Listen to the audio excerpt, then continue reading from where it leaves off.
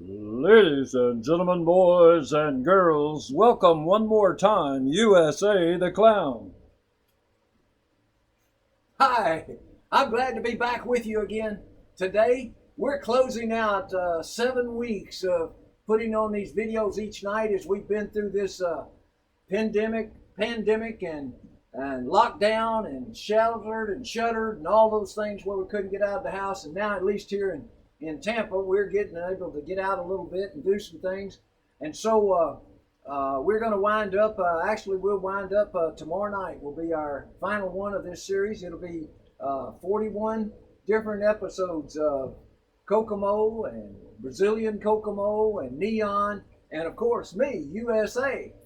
So we're looking forward to all of that and hope you've enjoyed this time. Remember, you can always go back on the Facebook page, Tom Reeves, Rives, and you can look back in the timeline and see all of these videos, but you also can go on YouTube and you don't have to scroll through as much. You go to the YouTube channel, Kokomo the Clown, and there all these videos will be listed, 41 of them. You can go through, you can select them by day or select them by clown character, whichever way you want to select them, and watch those particular videos. Well, anyway, as we get started today, I brought along my dove cage,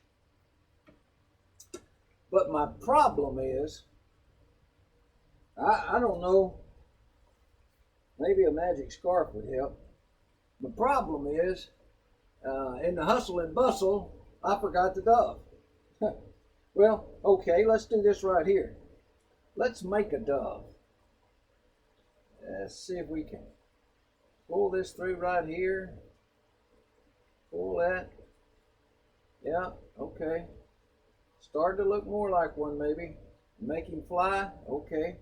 All right, so I'll tell you what we're going to do. We're going to take that red scarf and put it right inside here. You can see it's in there. We're going to take the magic scarf and hang it over the top and say something magical like, hocus pocus, abracadabra, I love peanut butter and jelly sandwiches.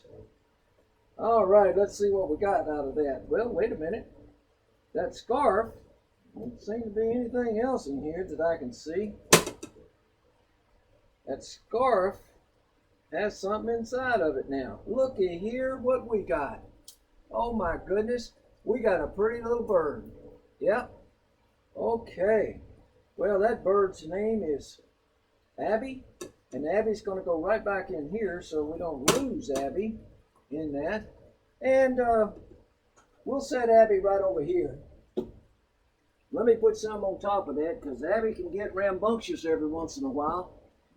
And when she gets rambunctious, she might just bust out of there. So you'll see her probably trying to get through the loops, but she won't make it, I promise you that. All right, well, that's pretty good. Well, right over here I've got my Lota Bowl or my water vase or whatever you want to call it. I tell you, I call it the love vase, the love water vase.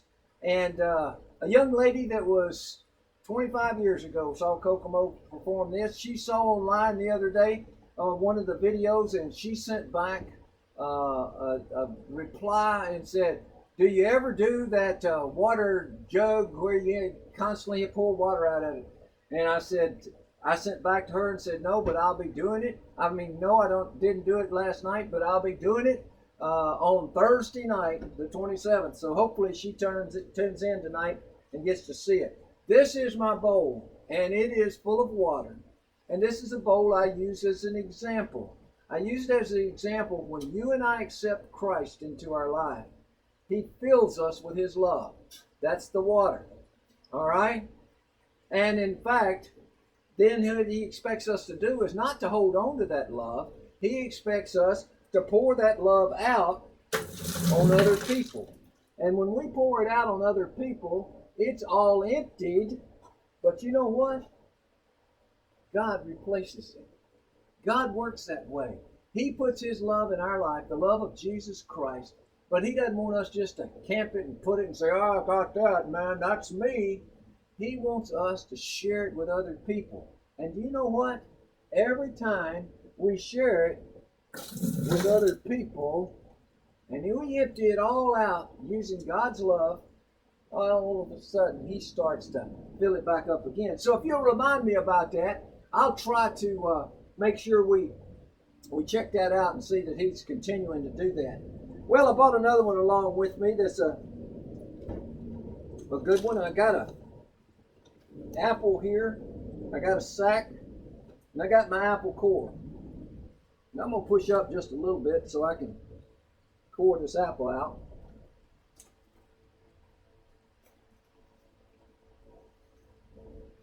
Yep, we're getting all the apple cored out here, because you know, in apples, I don't like the seeds. I like to get all those seeds out. I don't even like eating around the seeds, because I wind up eating one of them. I wind up getting one of them stuck in my teeth somewhere. All of that stuff. So we're getting all of it out. We're getting better, getting most of it.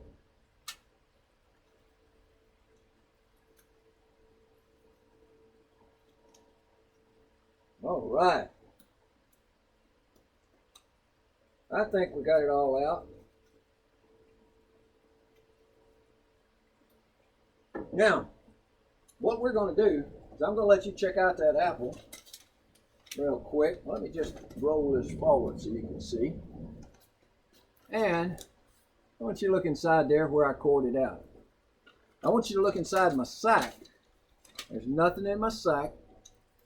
I'm going to put the apple right there inside the sack, and I'm going to roll the sack up. And I'll hold it here so I can back out. So when I set it on the table, you'll see me setting it on the table. There's the sack sitting right there on the table. Get the apple core out of my way.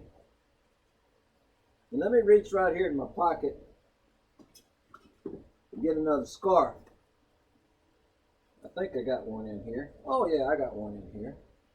All right, so let's take that scarf, and I want you to watch very carefully. I'm going to take that scarf and stuff it in my hand. Now you got to keep an eye on this. You got to watch. It's going right down in my hand.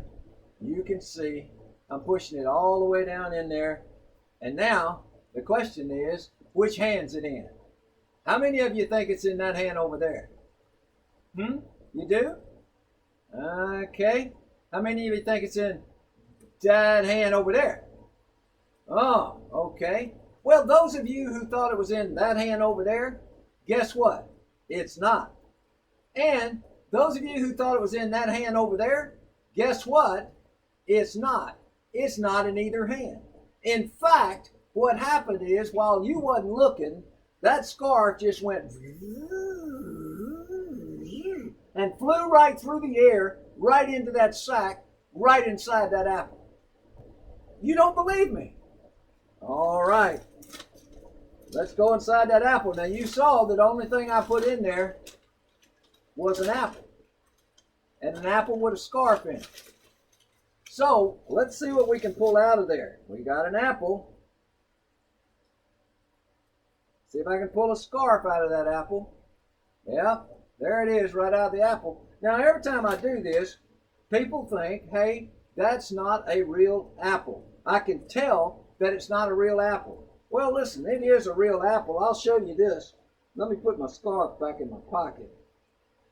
I'll just break it apart and take a bite right out of that apple.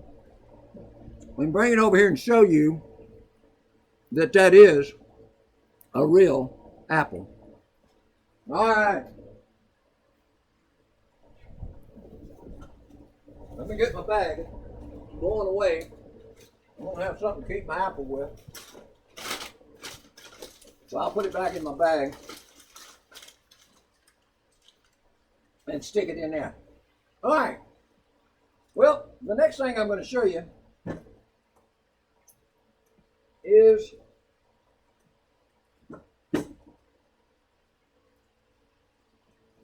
stratosphere.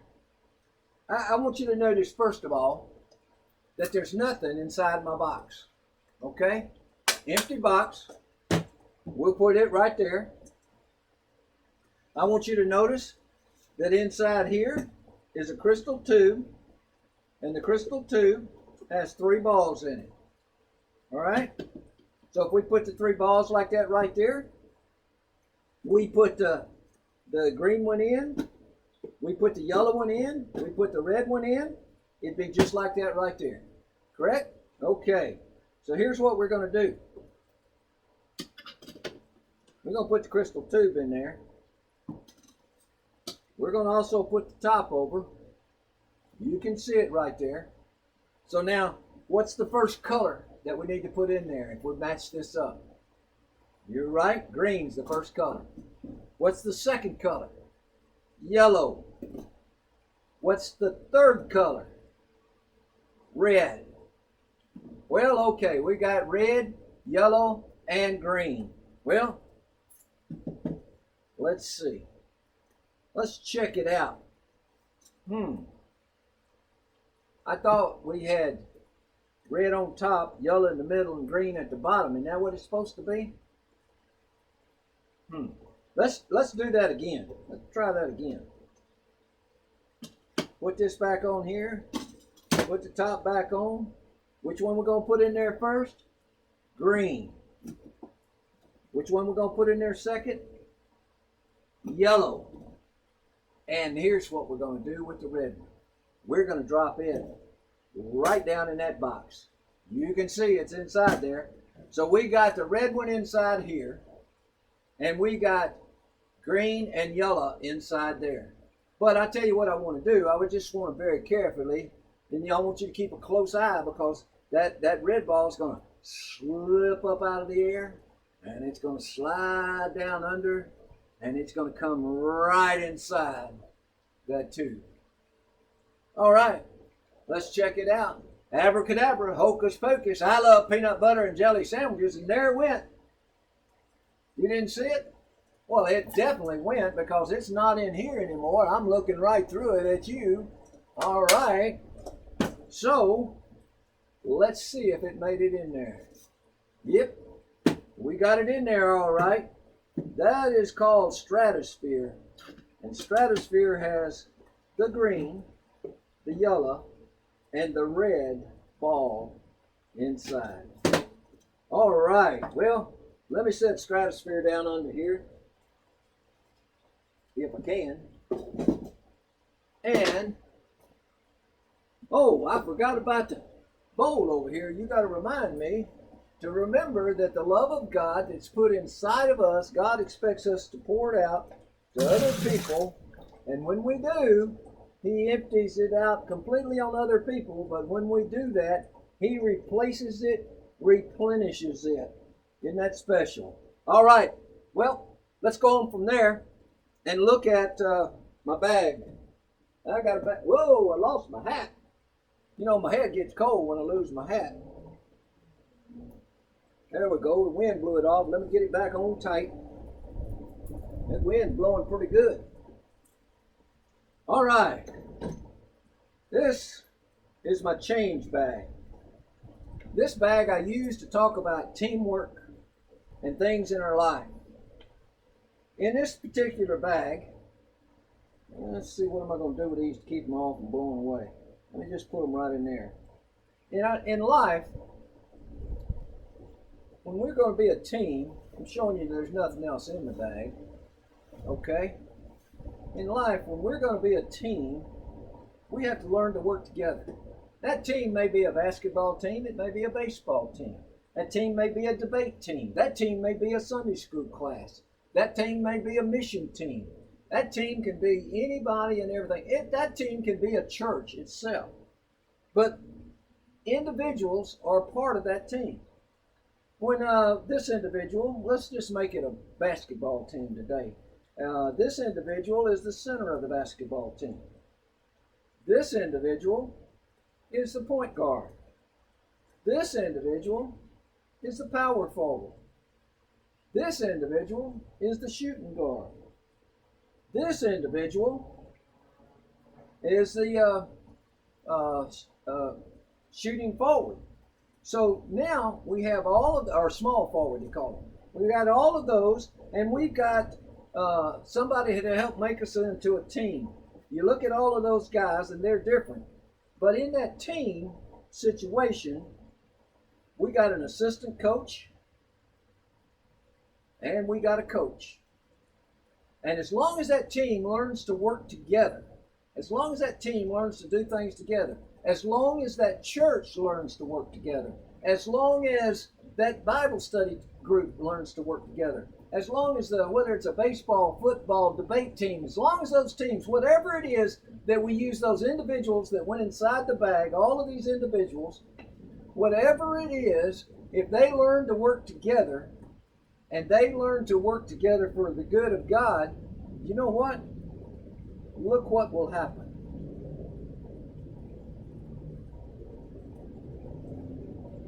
My goodness gracious. What started with just a team of 5 with a coach, they would wind up winning championships maybe.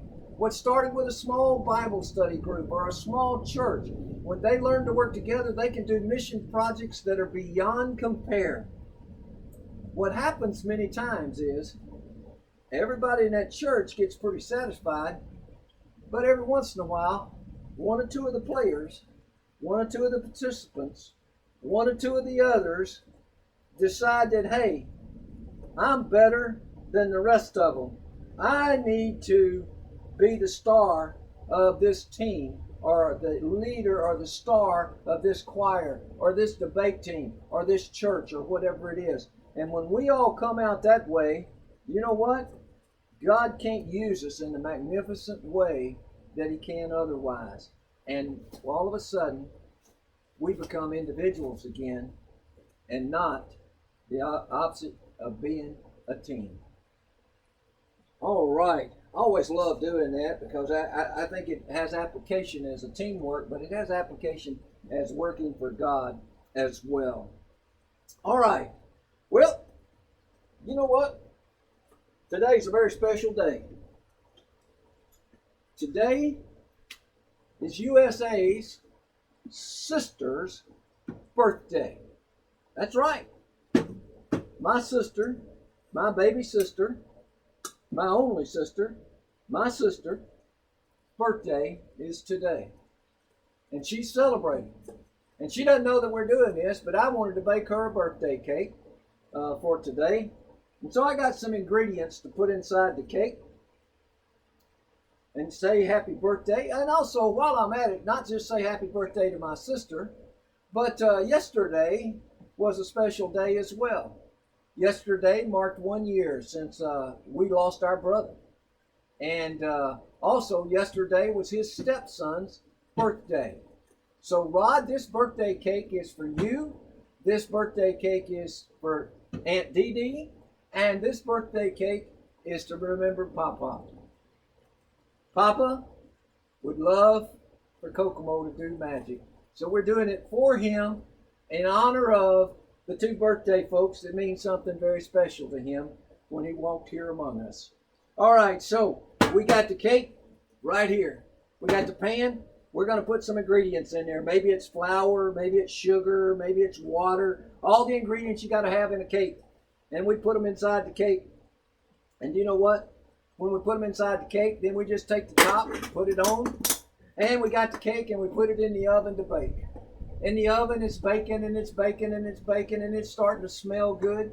You know, as I've said other times when I've used the birthday cake, I've said other times that back in the day when I was a kid, we could tell it was cooked or ready by the smell. We didn't necessarily have all of the fancy things of an oven that we have today that would give you a timer and give you a temperature and everything else. So anyway, I could start to smell that cake already. And so I tell you what, let's do. I think we ought to open that cake up and eat some of it right now.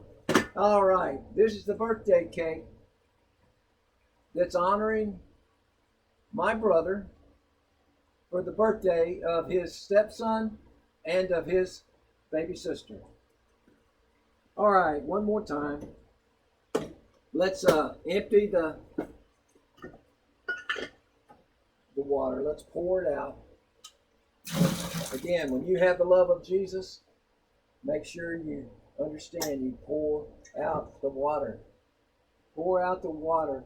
You pour out the love of Jesus on someone else. And every time you do it, God just keeps replacing it over and over in your life. You'll never get more of the love until you share the love. All right, one last thing. We got a bird over here we got to get rid of. We got to put him back in his place. So I'm going to take a box right here and make a box right before your eyes. This is the bottom of the box. It's a paper box. This is a side of the box.